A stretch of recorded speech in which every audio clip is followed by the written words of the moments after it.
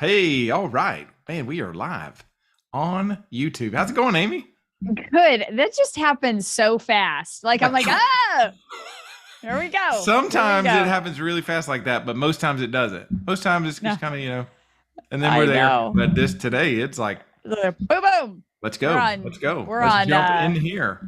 Yeah, we are on fast stream. So, hmm Shane, we just finished a really, really good conversation recently where we talked about some famous people's, quotes and kind of unpacked those, talked about hmm those in the life of an entrepreneur.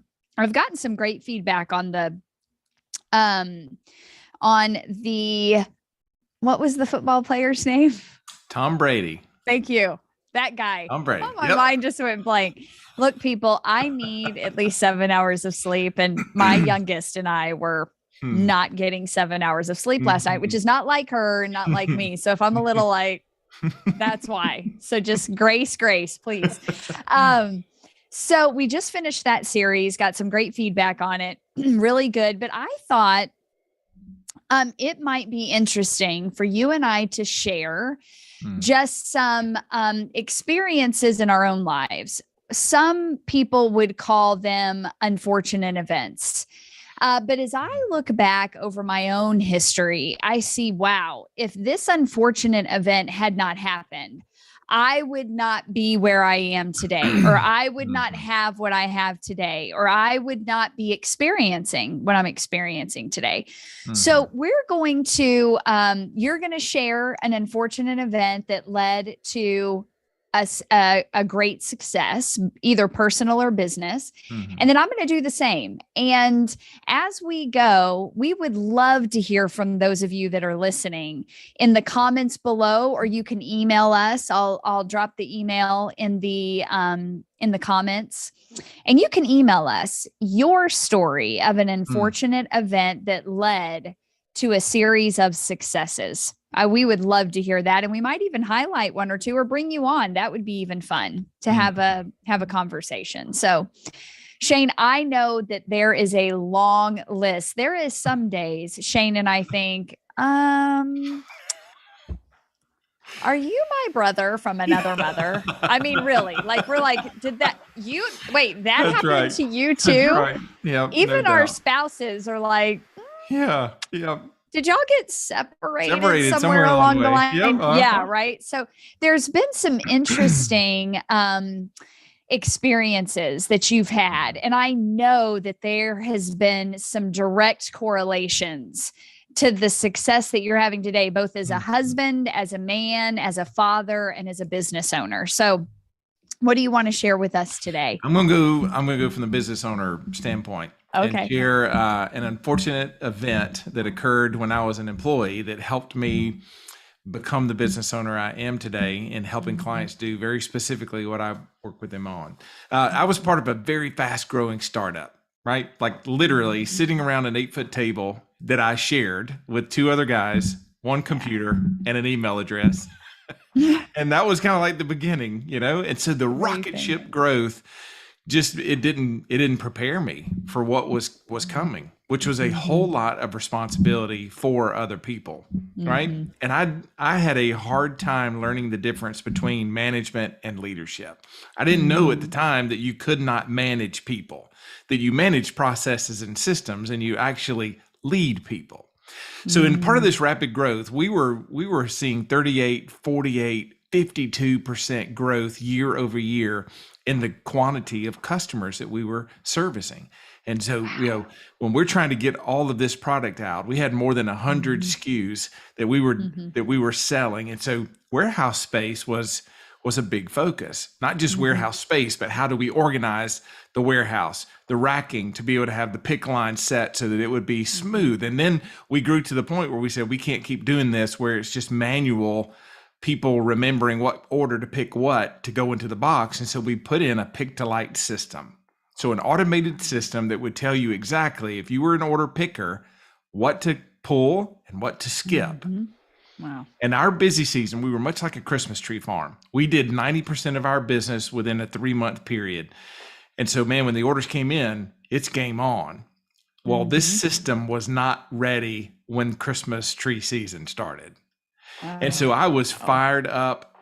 I was really mad that we had engaged with this group and they had made all these promises and it wasn't working. And I thought that I could manage people. So I would literally go over to the distribution center and to our warehouse, and I would have meetings on a daily basis. Where are we? What are the problems we're troubleshooting? Where is this going to be? And I would just want to bully the process to the point where it would get done, and it didn't work. So people, though, picked up on the fact that I wasn't really happy. So they started telling me things that I wanted to hear. Hey, we're going to make it. It's going to be fine. We're going to get closer. It's going to be good. We're good. We're good. We're good. We were not good. We were so far from good. It wasn't even funny how far away we were from good. So D-Day comes, right? Like this is the day. September 1st is the kickoff to the big order season. And we hit the button and it's supposed to all magically work. It's not working. It is not working. We cannot get orders to print. We can't get lights to populate. No. I'm telling you. And in my overly enthusiastic belief that there's no difference between, managing and leading people, I went over to the distribution center and I was met with a bunch of excuses. This is why it's not working. Here's what we got to do. It's going to be okay. Amy, I got up. So a distribution center is set up to where all of the orders flow towards this bay where you load the truck. Okay. So there's a big table where people take the last bit of the orders and then we move them to that table and then they go onto the truck. I got on that table, on top of that table, stood up in front of the entire distribution center, and I just let everybody have it. I'm not kidding you. I can't even imagine you doing this. And there may be some of them who see this who are like, oh, I remember I was there. I was there. Oh my gosh. Matt, Bob, there were plenty of people. Wow. Denise, there were plenty of people who were there that will remember this moment where I stood up and just let everyone have it and let them know there was no excuse. I just lit into them, right? Yeah.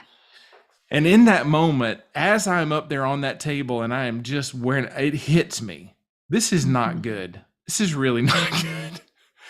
Like, what is this communicating to people? And I really burned a lot of my credibility with people who were there. People who thought of me in one way, when they saw me behaving in that way, they lost belief in my leadership. They lost trust that I was actually for them. They lost the idea that I was actually someone who was there who wanted to help them.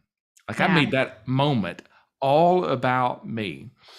So how does this carry me forward into where I am today? I have made lots of mistakes, but that was one of the cornerstone moments of mistakes as it relates to leading people. This idea that you cannot manage people, came from that experience for me. It was that realization that, wait a minute, I have gone so far that I really believe that people are no different than assets, right? They're no different than buildings. They're no different than pictolite. They're no different than boxes. Like I really saw people as puzzle pieces to achieve my agenda. And it makes me sad now to think about this. But the thing that I learned the most was if you add value to people, people will go farther than you ever expected. If you just simply add value to people, if you become a person who is adding value to people, then people will then go the extra mile. You can't manage people to the extra mile. You can't legislate people to go to the extra mile. You have to add enough value that they freely, willingly bring 100% of their maximum potential to the effort on a daily basis. That doesn't come by jumping up on the table and telling everybody how terrible things are and how terrible they are, right? Yeah. So that served me well going forward because I've made the mistakes of treating people as if they are assets, and I know where that road takes leaders, and I don't want them to experience what I experienced. So that's how it's kind of shaped the way in which I enter into the process of developing others. People of value, adding value to people. That's the way to get things done. It's such a powerful and profound yet simple idea that you cannot manage people. You can manage processes, you can manage systems.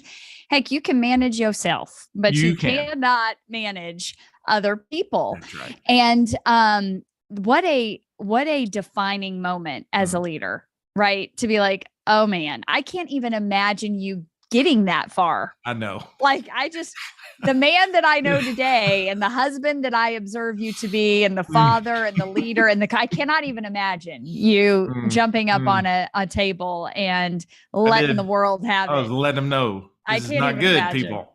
Yeah. And you know what? I think that this lesson is so valuable. I want it to stick. I want it to remain in our minds. And I will add to the conversation in the next episode, because I think that we need some time to stew on this, that if we will add value to others, they will go farther than we could have ever imagined they would go for us.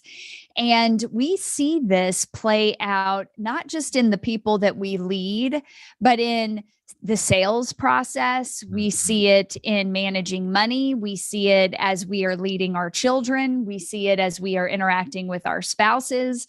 Like, there is no one in our lives that we can manage, not even our own children. I had somebody say to me the other day, I just don't understand why my child, acts out in this way. I said, well, have you considered that maybe they are wanting to feel some control? They're wanting to feel like they've got some control over themselves. And that was a profound conversation, but it was one that someone had to have with me, because I was under the impression that I needed to control, and even my baby child, like even my infant child who's laying on the changing table, screaming her head off. I had a mentor just say, you know what? Just ask her, do you want this toy or this toy? That one little act lets my daughter know I have the power of choice. And when we are trying to manage people, ultimately what we're saying is we're taking your power of choice away. And when that happens, they are going to rebel in any way that they can. Even the kindest, most gentlest among us will fight back. That's right. On the feeling of control. So good. Yep. So, and there is a place for the power of choice, and there is a place for protection, and there is a place for leadership, and there is a place for managing processes.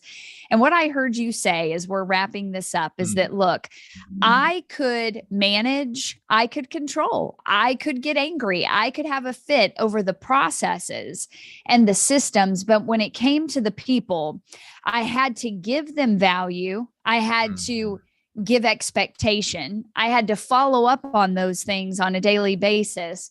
And when I didn't, my approach of volcano-like emotional explosion did not get the job done. Right. Did not work. No, did not work. Did not work. And so what I've observed from you too, Shane, is that even when you are in the hardest of conversations, and we have been in these together with clients that we are contracted together with, and there is a perception or there is a belief that we were doing something or not doing something that they thought we were or were not doing.